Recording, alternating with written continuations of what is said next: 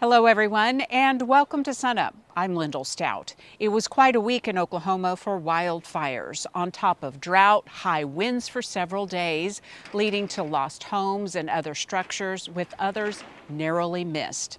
With that in mind, we want to talk about some guidance for disaster preparation and recovery when it comes to your finances and your property. But first, some guidance from OSU Extension fire ecologist John Weir. We're at this time of year again where everything's starting to go dormant, drying out. We're coming on, the driest time of year, which doesn't seem like it because we've been dry. Most of Oklahoma's been dry most of summer.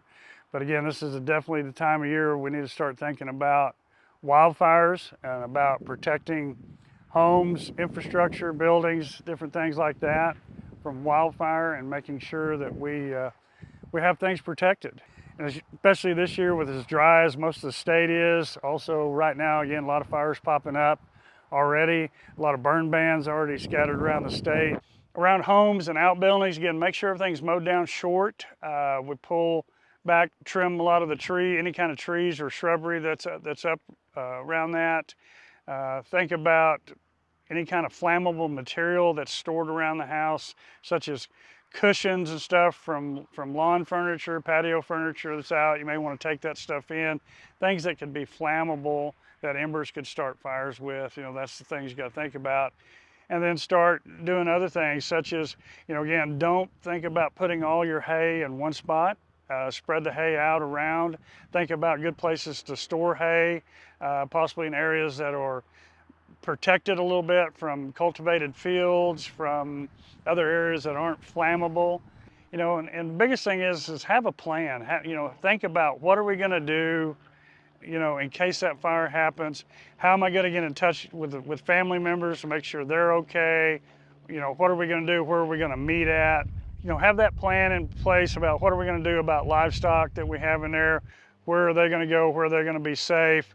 But we need to also make sure that we're safe. Don't ever try to get in front of that fire to do anything or stop, because again, your life's not worth that. And we don't want to put ourselves in those kind of dangers. That's where we see people get hurt or even killed, is trying to go in there and risk something in front of that. Because again, especially with grass fires, they're moving very quickly, especially on days that we have big fires because it's really windy. So that's pushing that fire really quick and getting out in front of it. So don't ever get in front of those fires. If you do get in a situation where there's a chance that you might get overtaken by the fire, make sure you remain in your vehicle. The vehicle is the safest place to be. Then let the fire pass, and then you can assess the situation and do that. The main thing is first and foremost, don't put yourself in those kind of situations where you're gonna be in front of danger. The other thing that we need to also think about is, kind of how do we prevent, fires from happening on our property and around. There's a lot of things that are kind of beyond our control. We see a lot of fires that get started off of highways and roads. So we need to be prepared for that kind of stuff. But as we're working around our ranch and farm, thing that we need to think about is, not doing activities such as grinding and welding in areas that have a lot of fuel and things like that. Taking those safety precautions and doing that. If you do have to do something like that, make sure you got somebody there to watch while you're actively doing those activities, to watch for embers or watch for something to flare up, and make sure you got some way to put that fire out.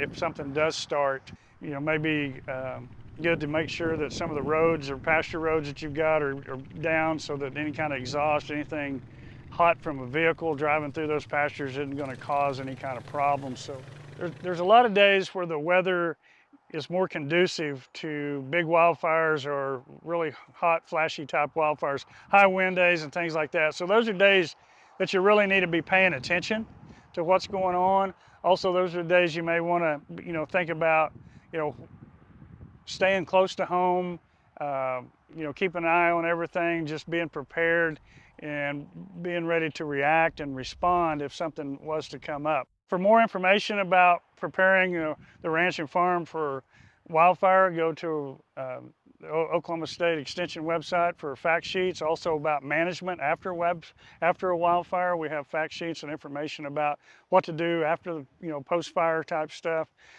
So that stuff's available at the Oklahoma State Extension website.